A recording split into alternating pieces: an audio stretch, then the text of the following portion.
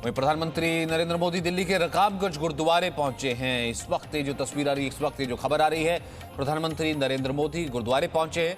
प्रधानमंत्री मोदी ने रकाबगंज गुरुद्वारे जाकर के मत्था टेका। प्रधानमंत्री मोदी गुरु तेग बहादुर को नमन करने गुरुद्वारे पहुंचे और वहां पर जाकर के प्रधानमंत्री मोदी ने मत्था टेका है। रकाबगंज गुरुद्वारे में अरदास की है और रकाबगंज गुरुद्वारे में जाकर के मत्था टेका है।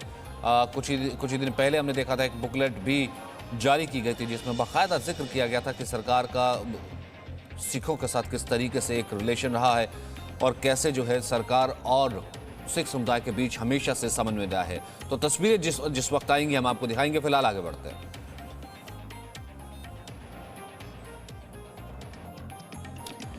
अब रुक करते हैं अमित शाह के बंगाल दौरे का। आज है दूसरा दिन। किसका बंगाल?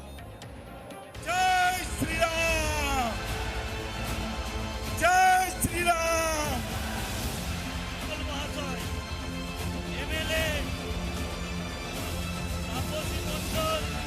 दीदी, ये तो शुरुआत है, चुनाव आते आते आप अकेली रह जाएगी।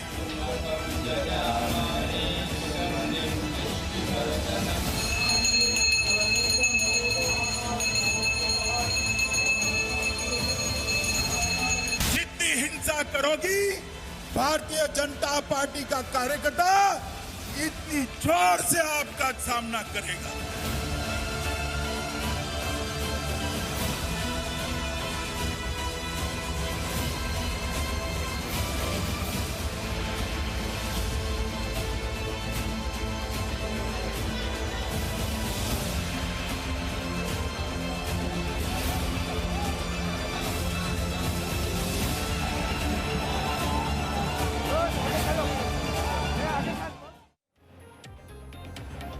आज गृहमंत्री अमित शाह के बंगाल दौरे का दूसरा दिन है। विश्व भारती विश्वविद्यालय जाएंगे अमित शाह। शांति निकेतन में गुरु रविंद्रनाथ टैगोर को श्रद्धांजलि देंगे।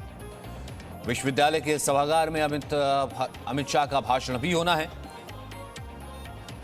बाउल गायक के परिवार के साथ भोजन भी करेंगे अमित शाह। फिर उसके बाद दोपहर को 2 बजे एक रोड शो का भी कार्यक्रम है।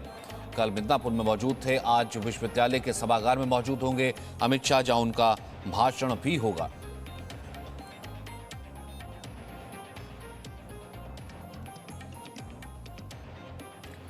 तो आज अमित शाह के बंगाल दौरे का ये दूसरा दिन है। विश्व भारती विश्वविद्यालय यानी कि गुरुदेव रविंद्रनाथ टैगोर को उन्होंने श्रद्धांजलि देंगे, नमन करेंगे। अमित शाह शांति निकेतन पहुंचेंगे।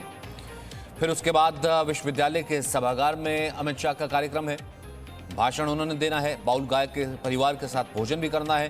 तो टाइमलाइन के हिसाब से देखिए 11 बजे पहुंचेंगे विश्वविद्यालय। 12:55 पर बाउल वादक के घर, बाउल गायक के घर भोजन है। 20 नवंबर को 2 बजे यानी कि आज 2 बजे दोपहर को बीरभूम जिले में ही रोड शो का कार्यक्रम है और शाम को मीडिया से भी मुखातिब होना है अमित शाह ने। शाम को 4:45 पर प्रेस कॉन्फ्रेंस भी है।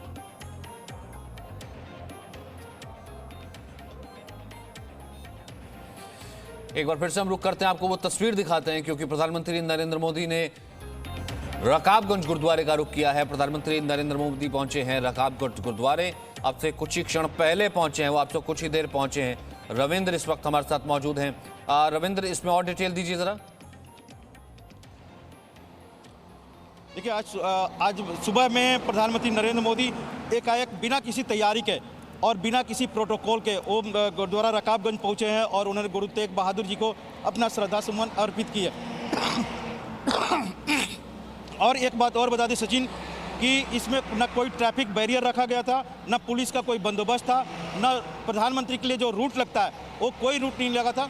यानी बिना किसी तैयारी के, बिना किसी प्रोटोकॉल के प्रधानमंत्री सीधे गुरुद्वारा रकाबगंज गए। और ये सबसे महत्वपूर्ण इसलिए होता है कि कोरोना काल में होने के बावजूद प्रधानमंत्री गुरुद्वारा रकाबगंज जाते हैं। सिख पंजाब के बड़ी संख्या में जो किसान आंदोलन में बैठे हुए हैं किसान भाई, उनकी जो शिकायत है एक तरह से उससे अगर कोरिलेट करें तो सिखों के लिए एक तरह से बड़ी बात होगी कि उनके गुरु को श्रद्धा सुमन अर्पित करने खुद प्रधानमंत्री नरेंद्र मोदी वहां पहुंचे हैं। और पंजाब के जो किसान, चाहे पंजाब में जो सियासत हो रही है, उसको देखते हुए भी कह सकते हैं कि एक बड़ा फैसला था प्रधानमंत्री का आज गुरुद्वारा रकाबगंज जाने का। और एक तरह से जब आप तस्वीर देखेंगे वहाँ पर, तो जो एक परंपरा होती है, सिख परंपरा होती है, उसका पूरा निर्वहन करते हुए प्रधानमंत्री अपनी श्रद्धा सुमन अर्पित किए हैं, झुके हैं गुरु के सामने, अरदास लगाई है और प्रार्थना भी की है।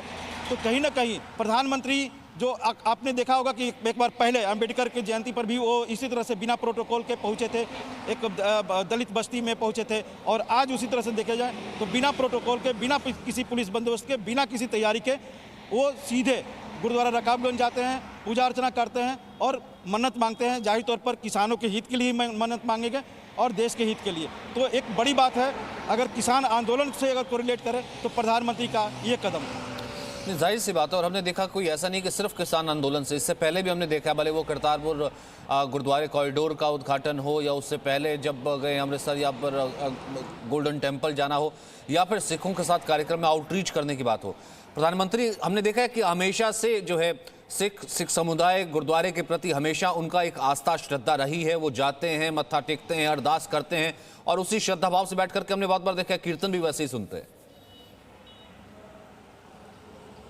देखिए सचिन, ये जब प्रधानमंत्री बीजेपी के महासचिव हुआ करते थे तो वो हरियाणा के और पंजाब के प्रभारी भी हुआ करते थे, हिमाचल के प्रभारी हुआ करते थे। तो इस कल्चर से, उस परंपरा से, उस व्यक्तिगत जो लगाव होता है, जुड़ाव होता है, ये आज का नहीं है, प्रधानमंत्री नरेंद्र मोदी का सालों से है। और उसका आपने, जैसा कि आपने जिक्र किया, और अभी हाल फिलहाल में एक बुकलेट भी आया था कि सिखों के साथ प्रधानमंत्री का लगाव, उस बुकलेट में पूरी तरह से जिक्र किया हुआ था कि चाहे वो करतारपुर का हो या फिर बाकी जो चीज़ें होती है सिखों से संबंधित या पंजाब से संबंधित, उन सब का पिछले 6 साल में प्रधानमंत्री नरेंद्र मोदी के नेतृत्व में क्या क्या किया गया उनके लिए। तो ये जो किसानों को अगर इसको रिलेट करें तो किसान आंदोलन को लेकर जिस तरह से भड़काने की, उकसाने की कोशिश की जा रही है कुछ सियासी दलों द्वारा, कुछ विचारधारा लोगों द्वारा, उसकी काट प्रधानमंत्री के रूप में अगर खुद ये कदम भी है, इसके पहले बुकलेट भी था, और जो उन्होंने उस समुदाय के लिए जो काम किया, ये सब को अगर मद्देनजर रखा जाए तो प्रधानमंत्री ये जरूर बताना चाहते हैं कि आप किसी का बहकाए मत आइए। आपके कौम का रखवाला अगर कोई है सियासी तौर पर या सरकार के तौर पर, तो मैं खुद हूँ, मेरी खुद की नज़र है, चाहे किसान हो या फिर इस कौम के जो दूसरे मसले होते हैं उस पर। नहीं, बिल्कुल। और हमने देखा कि जिस वक्त अकाली दल भी रहा, अब एनडीए में लगातार, और प्रकाश सिंह बादल का जिस तरीके से सम्मान करना हो, हमेशा पाँव छू करके उनको सम्मान देना, या वो जिस धार्मिक स्थल पर गए हैं प्रधानमंत्री मोदी का उस जगह पर अपना ग्रेटिट्यूड भेजना। और आज के इस दौर में इसलिए इम्पॉर्टेंट हो जाता है कि जब एक डिवाइड करने की कोशिश की जा रही है कि बहुत से ऐसे संगठन हैं जो कि सपोर्ट कर रहे हैं इस पूरे बिल का, प्रधानमंत्री के साथ खड़े हैं, और ऐसे में कुछ लोग ऐसे हैं जो कि सियासत के तौर पर सिखों को बांटने का काम करने की कोशिश कर रहे हैं। बिल्कुल, इसमें आपने देखा कि वैसे तत्व भी इसमें कई तरह के वीडियो और पिक्चर भी आए हैं, नारे भी दिखाई दे रहे हैं। तो कहीं ना कहीं ये जरूर है, उन सबको भड़काने की ये कोशिश की जा रही है कि मोदी सरकार, देखिए प्रधानमंत्री नरेंद्र मोदी सरकार किसानों के खिलाफ है, और ये चस्पा चिपकाना चाहते हैं प्रधानमंत्री नरेंद्र मोदी के ऊपर भी। और कहीं ना कहीं जिस तरह से आंदोलन इतने दिनों से चल रहा है, आपने देखा होगा कि वहाँ पर सरकार के खिलाफ नारे भी लगते हैं कि सरकार किसानों के हित के विपरीत काम कर रही है। तो ये सीधे तौर पर है कि पिछले 6 साल में अगर मोदी सरकार ने किसानों को लेकर कई तरह की योजनाओं को लागू किया है, चाहे सिंचाई हो, बीज हो, सॉइल हेल्थ कार्ड हो, या फिर दूसरे तरह के जो उन्होंने फैसिलिटी दिया है इस सरकार ने, उसकी जगह पर सीधे MSP और मंडी के जो झूठे बातें हैं उसको लेकर किसानों को दिल्ली बॉर्डर पर लाकर पिछले कई दिनों से बैठाए हुए। तो जाहिर सी बात है कि प्रधानमंत्री नरेंद्र मोदी खुद भी आहत हैं कि जिस तरह की सियासत हो रही है किसान के नाम पर। और आपने देखा कि लगातार वो अपने बयानों में भी अभी हाल फिलहाल में बोला था कि किसी को किसानों का रुख करता हूं, खुद बातचीत करने के लिए तैयार हैं। बिल्कुल, मैं रविंद्र किसानों का रुख करता हूं, क्योंकि अगर हमने देखा ना कि कोई कार्यक्रम होता है, प्रमोद क्या कुछ रिएक्शंस वहां से लेंगे, कोई कार्यक्रम होता है तो हमने देखा है कि हर दल पहुंचता है, जगह पहुंच जाते हैं, बगैर किसी प्रोटोकॉल के, बगैर किसी तैयारी के या सिक्योरिटी के, जिससे कहते हैं एक श्रद्धालु जो जाता है सिर्फ मत्था टेकने के लिए, उसी तरीके से प्रधानमंत्री का लगाव रहा है सिखों के प्रति, सिख कौम के प्रति, और तभी लिए वो रकाबगंज गुरुद्वारे पहुंचे सुबह सुबह।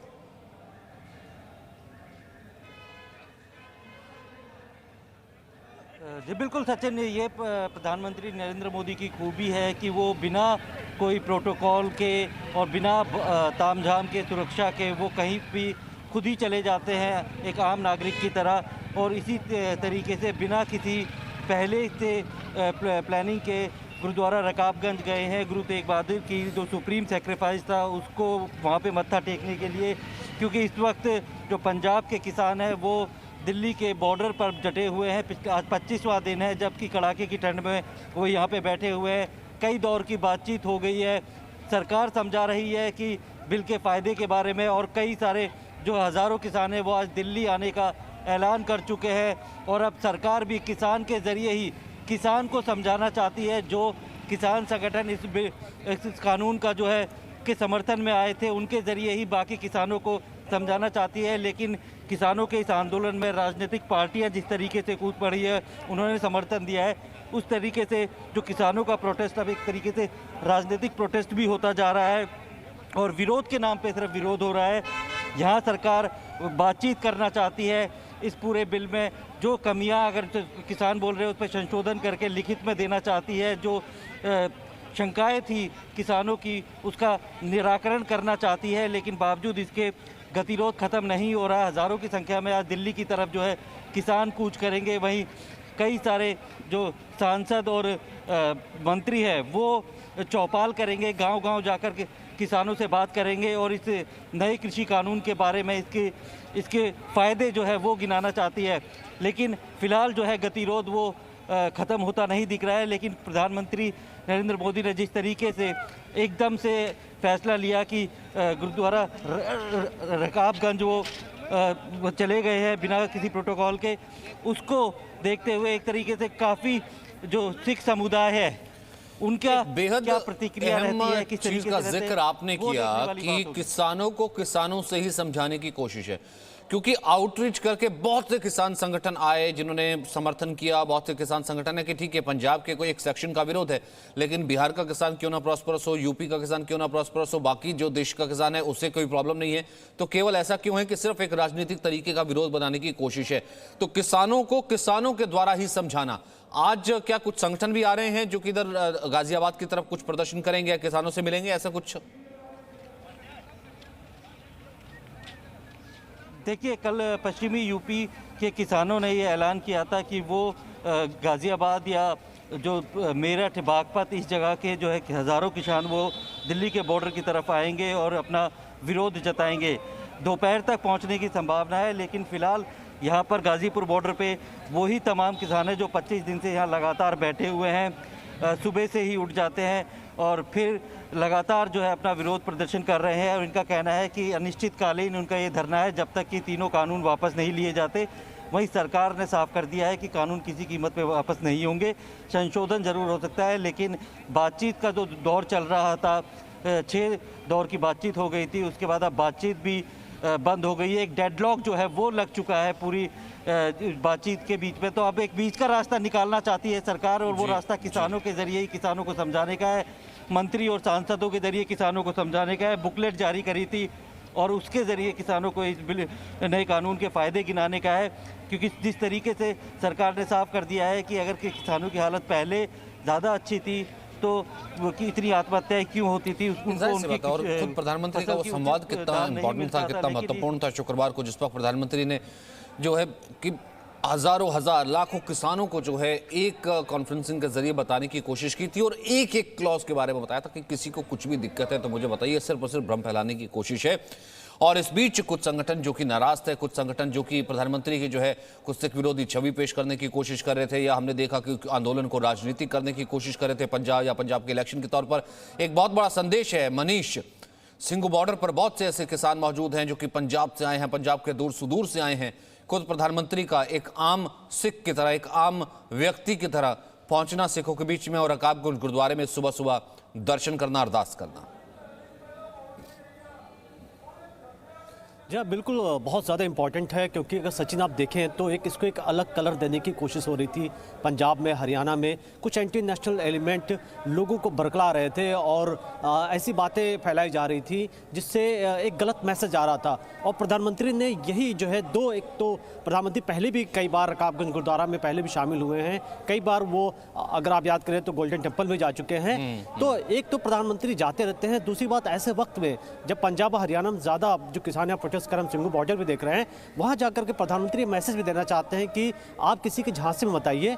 और ये जो है सरकार आपकी बातें सुन रही है। अगर कल भी देखें तो सरकार ने कहा कि एस नो लेकर के मत जवाब आइए, आप आइए हमारे बीच बैठिए, जहाँ भी आपको आशंका है, जहाँ भी आपको गलतफहमी है, हम मिलकर के दूर करते हैं। लोकतंत्र, आपस में बात नहीं करेंगे तो हम अगर इस तरीके से अपना रुख अपना लेंगे कि हम बातचीत नहीं करना चाहेंगे, तो वो एक तरीका सही नहीं है। और सरकार चाहे, अगर आप देखें तो नरेंद्र सिंह तोमर का जो चिट्ठी थी उसको प्रधानमंत्री ने भी ट्वीट किया, उसको कहा कि देश के लोगों को पढ़ना चाहिए। और ये बताया गया कि किस तरीके से जब भी चुनाव आते हैं तो यही जो पॉलिटिकल पार्टी है, चाहे आम आदमी पार्टी हो या कांग्रेस हो, चुनाव के दौरान उनके बाकायदा मैनिफेस्टो में होता है कि किसानों को छूट मिलनी चाहिए कि अपने प्रोडक्ट को कहीं भी बेच सकें। और आज यही पॉलिटिकल पार्टी किस तरीके से पंजाब में, हरियाणा में किसानों को एक तरीके से उनको भ्रमित कर रही हैं, उनका नुकसान कर रही हैं। और उसकी आड़ में अगर आप देखें तो जो हम खालिस्तान एलिमेंट की बात कर रहे हैं या नक्सल, जो तमाम ये नक्सली हैं, ये किस तरीके से इस पूरे आंदोलन में शामिल हो रहे हैं। क्या आज तक कभी नहीं हुआ कि हमारे जवान जो बॉर्डर पर है इस वक्त लद्दाख में, कश्मीर में, उनके खाना से जो उनके राशन जाने वाली ट्रेन है या रास्ते, उसको कभी रोका गया हो? ये वही लोग हैं जो प्रधानमंत्री और जो कृषि मंत्री बार बार आगाह कर रहे हैं कि इनके झांसे में मत आइए। और जाहिर तौर पर आज जो प्रधानमंत्री जिस तरीके से रकाबगंज गुरुद्वारा गए हैं और वहाँ उन्होंने दर्शन किया, मत्था टेका है, ये बहुत इंपॉर्टेंट है, क्योंकि ऐसे लोगों को जवाब मिलेगा और लोग भी इस बात समझेंगे कि हमारी जो लड़ाई है देश के खिलाफ नहीं है।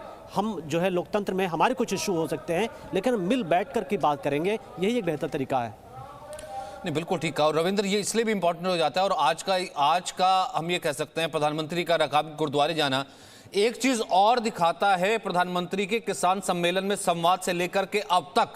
अगर प्रधानमंत्री को छवि को ही आगे रख करके एक आंदोलन को आगे बढ़ाया जा रहा था, देखिए प्रधानमंत्री किसान विरोधी है, प्रधानमंत्री ये ले आए, प्रधानमंत्री सिख विरोधी, और बहुत सी चीजें ऐसी किसी सियासी हक को छानने के लिए, जिसमें देखा कई खालिस्तान के कई पोस्टर भी आ गए, तमाम चीजें आ गई। प्रधानमंत्री अब खुद आगे बढ़ करके अप फ्रंट इन सब सवालों का जवाब देने के लिए ना केवल तैयार है बल्कि साथ भी खड़े। बिल्कुल, आप देखिए कि प्रधानमंत्री आज जब गुरुद्वारा रकाबगंज रोड गए हैं तो उसमें आप एक बहुत और विशेषता थी कि किसी भी आम आदमी को परेशानी ना हो, इसका भी ख्याल रखा गया। न सिर्फ रोड पर जो रूट होता है उस पर, बल्कि गुरुद्वारे के अंदर भी। और सचिन, आप तो जानते हैं संडे का दिन है, छुट्टी का दिन है, बड़ी संख्या में श्रद्धालु गुरुद्वारा रकाबगंज रोड सुबह सुबह ही चले आते हैं, सुबह से ही आते हैं, तो उनको भी किसी तरह की परेशानी ना हो, ये भी ख्याल रखा गया। जहाँ तक किसानों की बात है, पिछले जब से ये बिल पास हुआ है उसके बाद लगभग 30 बार प्रधानमंत्री सीधे तौर पर किसानों से संवाद किए हैं अपने खुद, और कहीं ना कहीं उनको समझाने की कोशिश किए हैं कि ये बिल किस तरह से आपके फ़ायदे में है। लेकिन अगर आप, कहा जाता है ना कि आप आंखें मूंद कर सोने की बात करें तो कोई जगा नहीं सकता है, तो वही हाल कम से कम आज की तारीख में देखने को मिल रहा है कि सब कुछ किया जा रहा है, अमेंडमेंट किया जा रहा है, खुद गृह मंत्री बात कर रहे हैं, कृषि मंत्री लगातार बात कर रहे हैं, प्रधानमंत्री लगातार संवाद कर रहे हैं, बावजूद उसके किसान आंदोलन खत्म नहीं हो रहा है। तो इसके पीछे जाहिर तौर पर इतने दिनों से जो बातें चल रही है कि कुछ खास सियासी लोग हैं, कुछ खास विचारधारा के लोग हैं, कुछ एंटी नेशनल लोग हैं, हो सकता है कि कुछ अति वामपंथी लोग हैं जो चाहते हैं कि इसी बहाने मोदी सरकार और प्रधानमंत्री नरेंद्र मोदी के ऊपर किसान विरोधी एक ठप्पा लगा दिया जाए, जो पंजाब से शुरू होते होते हरियाणा, पश्चिमी उत्तर प्रदेश से करते हुए बंगाल तक लाया जाए। और इसकी काट के लिए खुद प्रधानमंत्री आज रकाबगंज रोड गए हैं। और देखिए कि गृह मंत्री अमित शाह कल किसान सभा भी किए हैं, किसान के घर पर खाना भी खाए हैं। तो कहीं ना कहीं पार्टी हो या फिर सरकार अपनी तरफ से किसानों को संतुष्ट करने के लिए पूरी कोशिश कर रही है, और इसका मोर्चा खुद प्रधानमंत्री ही संभाले हुए हैं, अपने मंत्रियों से बात कर रहे हैं। तो इस आंदोलन में, सो-कॉल्ड आंदोलन में जो है तमाम सियासी पार्टियों को जो है अपना सियासी मनसब देखने को मिला। तभी भले वो केजरीवाल का बिल फाड़ना हो या फिर तमाम पार्टियों का कहना हो कि वो किसान विरोधी है, या फिर उसी मंच को किसानों के मंच को सियासत के लिए यूज करने की बात हो, ये सब दुनिया जानती है कि किस तरीके से इस आंदोलन का सियासी फायदा उठाने की भी कोशिश की जा रही है, क्योंकि न केवल बंगाल में चुनाव है बल्कि आगे जाकर के पंजाब में भी चुनाव है। Presenting B News app available on Google Play and App Store. Download it now.